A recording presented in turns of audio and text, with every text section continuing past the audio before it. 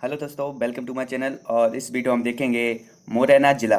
तो मुरैना ज़िले से जितने भी इंपॉर्टेंट फैक्ट बन सकते हैं वो इस वीडियो में कवर किए जाएंगे। तो चलिए स्टार्ट करते हैं इस वीडियो को। सबसे पहले बात की जाए कि जो मुरैना ज़िला है इसका गठन हुआ था 1956 में। और जो चंबल संभाग है इसका मुख्यालय कहाँ है, तो ये भी है मुरैना में। ये दोनों फैक्ट आपको याद रखने हैं। अब बात की जाए कि जो मुरैना है इसमें कितनी तहसीलें हैं, तो इसमें हैं 6 तहसीलें। और अगर इसके सीमावर्ती ज़िलों की बात की जाए तो उत्तर में राजस्थान और उत्तर प्रदेश से इसकी सीमा लगती है, दक्षिण में शिवपुरी से इसकी सीमा लगती है और ग्वालियर से सीमा लगती है। ठीक है, तो दक्षिण में किससे लगेगी? शिवपुरी से और ग्वालियर से। और पूर्व में देखा जाए तो भिंड से इसकी सीमा लगती है। और पश्चिम में देखा जाए तो श्योपुर और राजस्थान से इसकी सीमा लगती है।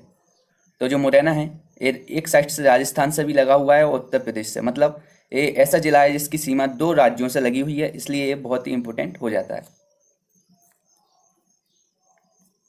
बात की जाए कि जो मुरैना जिला है यहाँ से कौन कौन सी नदियाँ गुजरती हैं, तो यहाँ से चंबल, कुंवारी, आसन, पार्वती, सीप और सांक नदी यहाँ से गुजरती हैं। और देखिए चंबल नदी की बात की जाए तो इसका जो उद्गम होता है ये होता है महू के जाना पाव पहाड़ी से। और इसका जो समापन होता है वो होता है इटावा में यमुना नदी में। तो ये आपको याद रखना है कि इसका उद्गम होता है जाना पाव पहाड़ी महू से, और इसका जो समापन है वो होता है यमुना नदी में, मतलब ये यमुना नदी की सहायक है। और बात की जाए जो चंबल नदी है इसकी कौन कौन सी नदी सहायक नदियां हैं, तो वो हैं छिप्पा नदी, कारी सिंध नदी और पार्वती नदी। और जो चंबल नदी है इसकी लंबाई है 1040 किलोमीटर और यह मध्य प्रदेश और राजस्थान के बीच सीमा बनाती है। ये भी आपको याद रखना है। और जो चंबल परियोजना है, चंबल नदी पर जो चंबल परियोजना है ये मध्य प्रदेश और राजस्थान की संयुक्त परियोजना है। और इस पर 3 बांध बने हुए हैं। वो तो पहला बांध है गांधी सागर बांध जो कि मंदसौर में बना हुआ है, और इससे कितनी विद्युत उत्पन्न होती है, तो वो होती है 115 मेगावाट। और दूसरा है राणा प्रताप बांध जो कि चित्तौड़गढ़ राजस्थान में स्थित है, और इससे कितनी विद्युत उत्पादन क्षमता होती है, तो ये होती है 172 मेगावाट। तीसरा है जवाहर बांध जो कि कोटा में स्थित है, और इससे कितनी विद्युत उत्पादन क्षमता होती है, तो ये होती है 99 मेगावाट। ये आपको याद रखना है। इसके बाद क्वानी नदी की बात की जाए तो यह सीपती के पठार से निकलती है और भिंड जिले में सिंध नदी में मिल जाती है। और एक जो पार्वती नदी है यह नदी सीहोर जिले से निकलती है, और इसके किनारे बसे हुए नगर कौन कौन से हैं, तो वो हैं आष्टा, राजगढ़ और शाजापुर। ये सब आपको याद रखना है।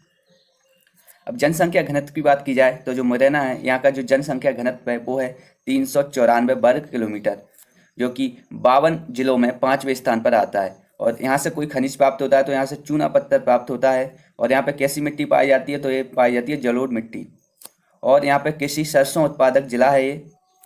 उद्योग धंधों की बात की जाए तो जो मुरैना है यहाँ की गजक फेमस है। और देखिए आपको पता होगा जो आगरा है वहाँ का पेठा फेमस है, तो गजक कहाँ की फेमस है? मुरैना की। और मुरैना में बानमोर औद्योगिक विकास केंद्र स्थित है। और विख्यात व्यक्तित्व की बात की जाए तो जो राम प्रसाद बिस्मिल हैं ये मुरैना के थे, और जो पान सिंह तोमर हैं ये भी मुरैना के थे। चंबल अभ्यारण्य की बात की जाए तो इसकी जो स्थापना हुई थी वो हुई थी 1978-79 में। और देखिए जो चंबल अभ्यारण्य है इसमें घड़ियाल और डॉल्फिन का संरक्षण होता है।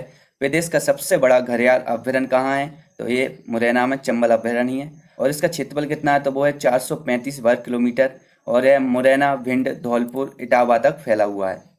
और मुरैना में पहाड़गढ़ गुफा है जो कि प्रागैतिहासिक काल की है। और यहाँ पे सास बहू अभिलेख हैं। और आपको कमेंट बॉक्स में लिखना है कि जो सास बहू मंदिर है ये कहाँ स्थित है, क्योंकि जो अभिलेख है ये कहाँ है? मुरैना में। और जो सास बहू मंदिर है वो आपको कमेंट में लिखना है। और यहाँ पे लिखी राज गुफा भी है जो कि आसन नदी के तट पर 88 गुफाओं का यहाँ समूह है। और मुरैना में लिखी साज गुफा है जो कि प्रागैतिहासिक काल की है। और देखिए किले एवं दुर्ग की बात की जाए तो यहाँ पे संबलगढ़ का किला है, हुसैनपुरा महल है, गन्ना बेगम का मकबरा है। ये सब आपको याद होना चाहिए। मेले की बात की जाए तो वेरी इंपॉर्टेंट है, यहाँ पे बहुत बार एक क्वेश्चन में पूछा गया है कि नागा जी का मेला कहाँ लगता है, तो ये लगता है पोरसा गांव और मुरैना में। इसका गांव भी आपसे पूछ लिया जाएगा कि किस गांव में लगता है, सीधा ऑप्शन, तो आपको पोरसा भी याद रखना कि जो नागा जी का मेला है ये लगता है पोरसा में, मुरैना जिले में। और मंदिरों की बात की जाए तो देखिए मुरैना में बटेश्वर प्राचीन मंदिर है, ककनमठ मंदिर है और दूब कुंड, ये सब कहाँ है, तो ये सब है मुरैना में। अब इसके बाद अन्य देख लेते हैं। तो देखिए जो मुरैना है यहाँ पे एटी सूर्य मंदिर है, राजधार इको पर्यटन केंद्र है, बटेश्वर इको पर्यटन केंद्र है, दुसई द्वार है और शेष शायद सूरी का पुल है। और यहाँ पे हमारी जो वीडियो है ये कंप्लीट होती है। अगर आपको मेरी वीडियो अच्छी लगी हो तो इसको लाइक और शेयर कीजिए, और अगर आप मेरे चैनल पर नए आए हैं तो चैनल को सब्सक्राइब कर लीजिए, बेल आइकन को दबा लीजिए, जिससे कि मेरे आने वाली वीडियो की नोटिफिकेशन आपको मिलती रहे।